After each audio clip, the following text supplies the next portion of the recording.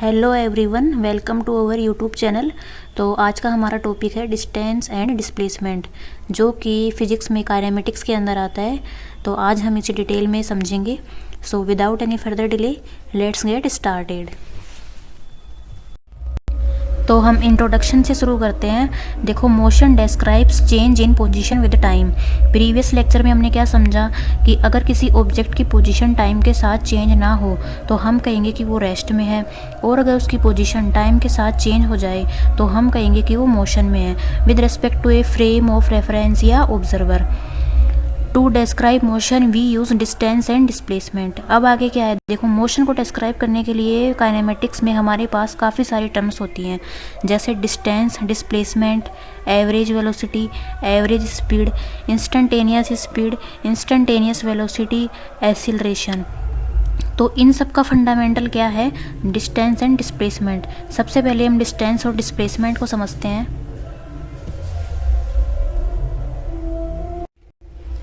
तो डिस्टेंस क्या होती है, देखो, total length of the actual path travelled. जो एक्चुअल पाथ ट्रेवल किया जाता है किसी भी ऑब्जेक्ट के द्वारा, उसकी जो टोटल लेंथ है वो डिस्टेंस कहलाती है। डिस्टेंस एक स्केलर क्वांटिटी है, डिपेंड्स ऑन पाथ फॉलोड। जो पाथ फॉलो किया जाता है उस पर निर्भर करती है।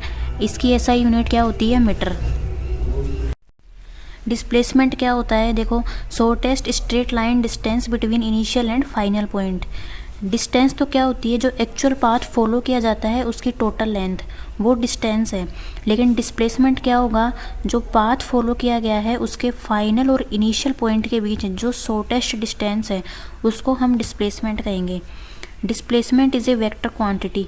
वेक्टर क्वांटिटी क्या होती है, जिनका मैग्नीट्यूड भी होता है और डायरेक्शन भी होती है। डिस्टेंस एक स्केलर क्वांटिटी है क्योंकि उसकी कोई डायरेक्शन नहीं होती, उसका केवल मैग्नीट्यूड होता है। लेकिन डिस्प्लेसमेंट की डायरेक्शन भी और मैग्नीट्यूड भी है, इसीलिए यह एक वेक्टर क्वांटिटी है। कैन बी पॉजिटिव, नेगेटिव और ज़ीरो। डिस्प्लेसमेंट की वैल्यू पॉजिटिव भी हो सकती है, नेगेटिव भी हो सकती है और ज़ीरो भी हो सकती है। लेकिन डिस्टेंस की वैल्यू कभी भी नेगेटिव नहीं होगी। डिस्प्लेसमेंट की ऐसा यूनिट क्या है, मीटर।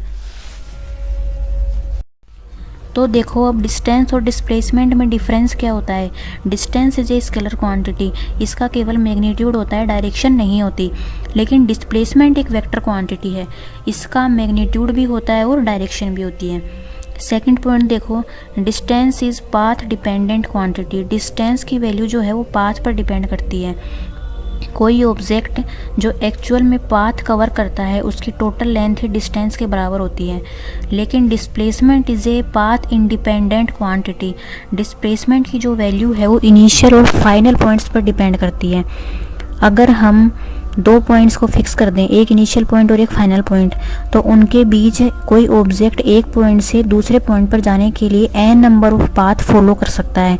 यानी डिस्टेंस की वैल्यू कुछ भी हो सकती है, लेकिन अगर हमने इनिशियल और फाइनल पॉइंट फिक्स कर दिए तो उनके बीच की जो शॉर्टेस्ट डिस्टेंस है वो फिक्स है, यानी डिस्प्लेसमेंट फिक्स है।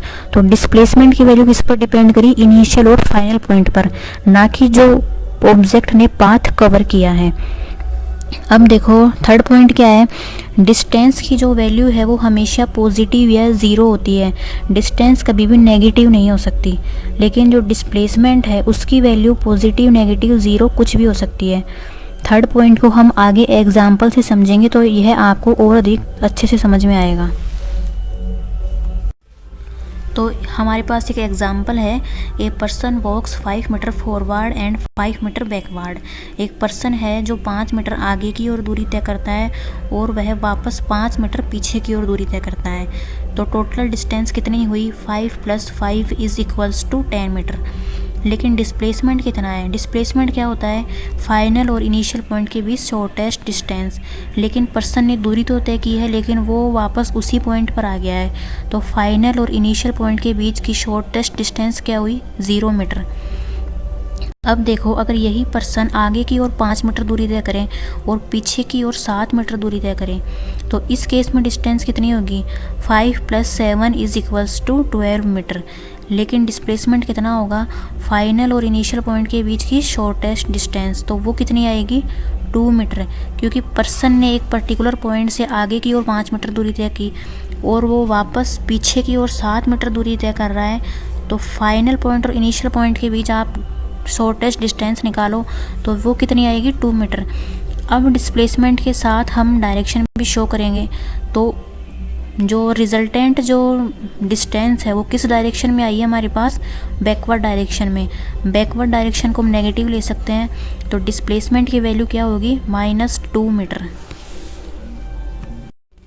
स्पेशल केसेस क्या है देखो, distance is equals to displacement if and only if straight line motion, यानी अगर कोई ऑब्जेक्ट एक पर्टिकुलर स्ट्रेट लाइन में मोशन कर रहा है विदाउट चेंजिंग इट डायरेक्शन, तो डिस्टेंस की वैल्यू डिस्प्लेसमेंट के इक्वल होगी।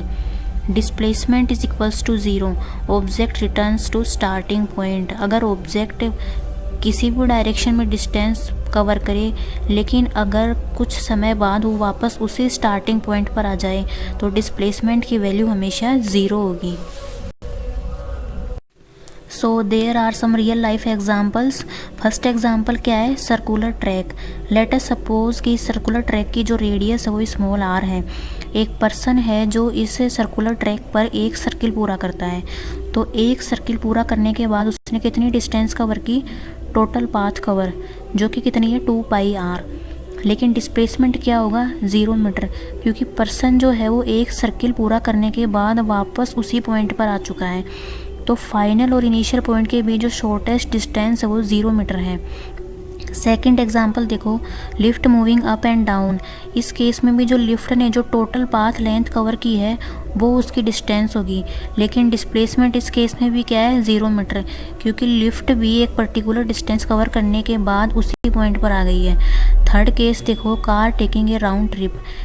एक राउंड पूरा करने में कार ने जो टोटल पाथ कवर किया, टोटल पाथ लेंथ कवर की, वो उसकी डिस्टेंस के इक्वल है।